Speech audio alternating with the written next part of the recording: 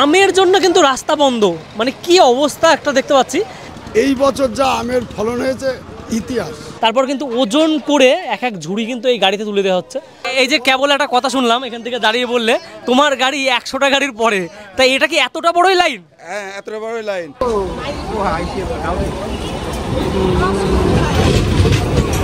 এই আমগুলো আপনার মেসুয়ায় যাবে, মেসুয়া থেকে প্লেনে যাবে, দুর্গাপুর, আসানসোল, শিলিগুড়ি, শিয়ালদা সব জায়গায় যাবে।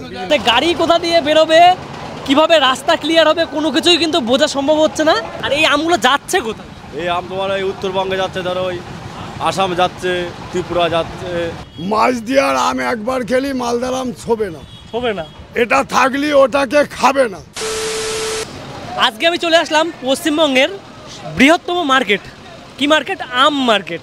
সামনেই চলে আসছে জামাই ষষ্ঠী। আর যদি মনে করেন অনেকেই আম খুঁজছেন, একটা জায়গার সন্ধান পেয়েছি, সেই জায়গাটা আপনাদের দেখাই। এখান থেকে দেখতে পাচ্ছেন আম, এই যে গাড়িটা দেখতে পাচ্ছেন তার পাশেই কিন্তু এই গাড়িতে দেখতে পাচ্ছেন পুরো লোড করা। আর এই দেখুন আমের জন্য কিন্তু রাস্তা বন্ধ, মানে কি অবস্থা একটা দেখতে পাচ্ছি। মানে চারিদিকে এই রাস্তার যে বিস্তৃতি রয়েছে সেটা প্রায় 3 থেকে 4 কিলোমিটার, প্রায় একদম পুরো স্টেশন থেকে পুরো দেখতে পাচ্ছি রাস্তা জুড়ে এমনই কিন্তু আমের গাড়িগুলো দাঁড়িয়ে রয়েছে। আর এখানে কিন্তু বিভিন্ন প্রজাতির আম রয়েছে। আর এটা মাছদিয়া স্টেশনের ঠিক পাশে। তা একটু সামনে থেকে আপনাদের দেখাই। এই জায়গায় তো পরিস্থিতি খুবই শোচনীয়, কারণ টুকটুকি থেকে শুরু করে যে কোনো গাড়িতে আপনারা এরকম আম দেখতে পারবেন। আর এটা কিন্তু মানে এমনটা নয়, একদম পুরো লোড করে নিয়ে যাওয়া হচ্ছে। এই দেখুন এই পাশ থেকে বলছি কথা, আর এই পাশ থেকে দাদা আর এক ঝুড়ি আম নিয়ে হাজির। তা কি বলবো, মানে গাড়ি কোথা দিয়ে বেরোবে, কিভাবে রাস্তা ক্লিয়ার হবে, কোনো কিছুই কিন্তু বোঝা সম্ভব হচ্ছে না, এতটা বিপুল পরিমাণে আম। দাদা এখানে কি কি ধরনের আম পাওয়া যাচ্ছে? তোমার ন্যাংরা, হিংসাগর, ফজলি, চ্যাটার্জি, আম্রফলি, বিভিন্ন ধরনের আম পাওয়া যায়। আর এই আমগুলো যাচ্ছে কোথায়?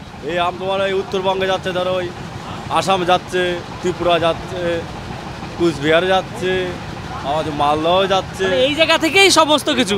আর অনেকে তো বলে যে মালদার মার্কেট নাকি সব থেকে আম মার্কেট বড়। মালদা মার্কেট আমাদের মাছ দেওয়া ধরো 1-2 মাস ধরে আমের ব্যবসা একভাবে চলছে। মানে তোমার বৈশাখ মাস থেকে শুরু করে একদম আষাঢ় মাসের 15 তারিখ প্রচুর আম হয় এখানে। আর এখন আমের মানে কেজি কিরম যাচ্ছে এই সময়? আম তোমার ওই ভালোটা হিংসাগর 22, 18, 19, 20, 17, 15, 16 যেমন আম সেমন কোয়ালিটি সেমন দাম। তা দাদার মুখে শুনতে পাচ্ছেন জামাই ষষ্ঠীর আগে কিন্তু আমের প্রাইস এমন রয়েছে। আর এখানে শুধু আমের এই দেখুন এইগুলো নিয়ে যাওয়ার জন্য ঝুড়ি, এই যে এখানে কিন্তু পুরোপুরি এইগুলোই করে নিয়ে যাওয়া হচ্ছে।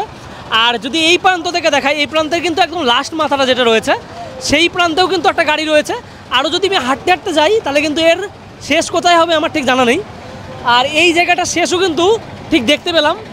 আর তারপরে এই দিকটায় যাব, মানে এতটা পরিমাণ ভিড় এই জায়গায় কিন্তু আম নিয়ে। এই দেখুন তা সামনের থেকে দাদারা দাঁড়িয়ে রয়েছে। আর এই জায়গায় কিন্তু জাম পড়ে গেছে এমন টাইপের, মানে সবার ঝুড়ি আম।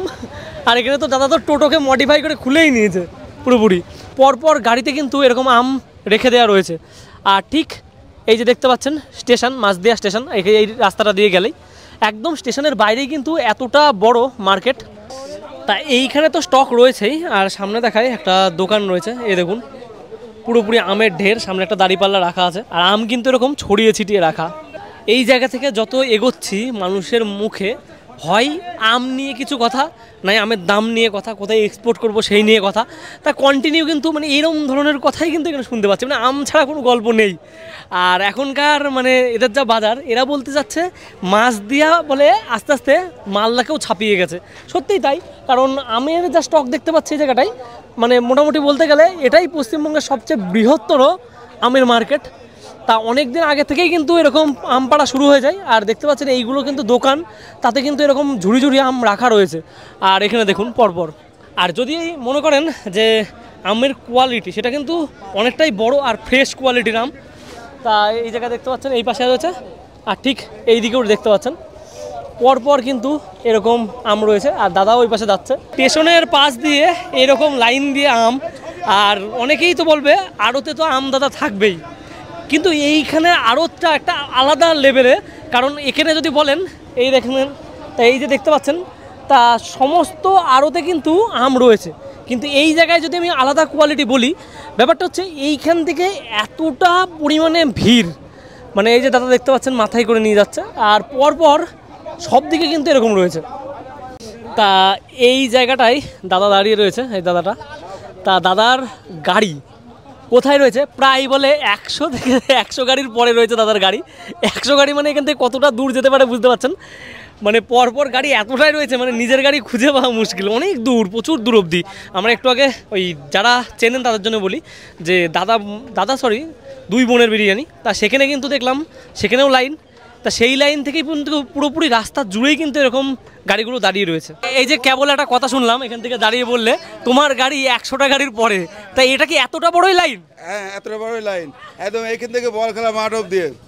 হ্যাঁ। আর এখান থেকে আম মানে এক্সপোর্টটা হয় কোন জায়গায়? এক্সপোর্টটা হয় কোথায়? হ্যাঁ, এখানে 10টা 12টা গোলা আছে, ঠিক আছে।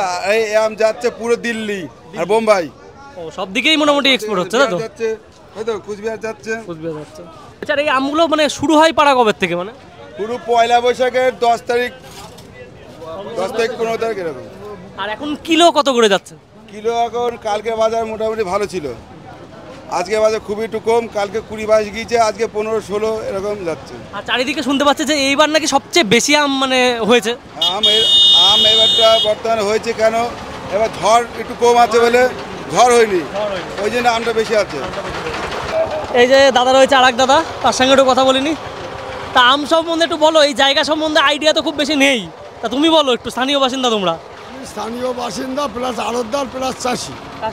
আমি 35 বছর ব্যবসা করছি। এই বছর যা আমের ফলন হয়েছে ইতিহাস। কিন্তু চাষিদের একটু দামটা কম, একটু বেশি হলে চাষিদের প্রচণ্ড হাসে ফুর্তি হতো, সেই ফুর্তিটা পাচ্ছে না। কেন? আমের প্রতি তো 3-4 দফা খরচ আছে, রিক্সা, লেবার, পাড়া, ঝুড়ি, এই জন্য একটু দামটা ভালো পাচ্ছে না। দামটা ভালো পাচ্ছেন না। তা এবার এই আমগুলো সব দিকেই তো যাচ্ছে। এই আমগুলো আপনার মেসোয়ায় যাবে, মেসোয়া থেকে প্লেনে যাবে, দুর্গাপুর, আসানসোল, শিলিগুড়ি, শিয়ালদা, সব জায়গায় যাবে, সব জায়গায় যাবে। আর এদিকে যে লাইনটা দেখতে পাচ্ছি, এই লাইনটা কত দূর রয়েছে? গাড়ি তো দেখছি প্রচুর রয়েছে এখানে। লাইন ধরে নেন আজকে 1/2 কিলোমিটার মধ্যে চারিদিকে আমটা ছড়িয়ে আছে। বাজারটা একটু খারাপ আছে, যার জন্যই দাঁড়িয়ে আছে। যদি এটা দাঁড়াতো না, যদি মাল বিক্রির গতিবেগটা থাকতো, তাহলে এই লাইনটা দেখতে পেতাম, আমরাই দেখতে পারতাম। ও, তাহলে কন্টিনিউ সবাই চলে যায়, তাই তো? যে মালদার আম সব থেকে, মানে মালদার নামটা শুনেছেন, ওখানকার আম বেশি নাকি ভালো? আর এখানকার মানে কোন দিয়ে? মাছ দিয়ার আম একবার খেলি, মালদার আম ছোবে না, হবে না। এটা থাকলে ওটাকে খাবে না, হবে না। এটা নেই বলে ওইটা খাই। ওই আম আমরা মুখে দিই না, যতদিন আমাদের এই আম থাকে এইটাই খাই, ওটাকে ছুলু না, এরপরে ওটা ছুঁই না, ও দেখলেই ঘৃণা লাগে ওই আমটা। আর এরকম কি মানে যে দামটা এখন রয়েছে জামাই ষষ্ঠীর আগেও কি মানে এতটুকু দাম অনেক বাড়বে? জামাই ষষ্ঠী ধরেন আমরা যদি আমটা 20 বেচি, সেই আমটা 50-60 টাকা কিনবে জামাই ষষ্ঠী তারা করাবে খোলা মার্কেটে। মানে আমটা মাছ দিয়ে যেটা বিক্রি হবে 20, 25, 30, 16, 12, সেইটা আম ডবলটা বিক্রি হবে, ডবল দামে বিক্রি চলে যায়। তাহলে তো এইদিকে লস অনেক। এইদিকে চাষিরা দাম পায় না, পায় মাঝপথে যারা কেনে তারা।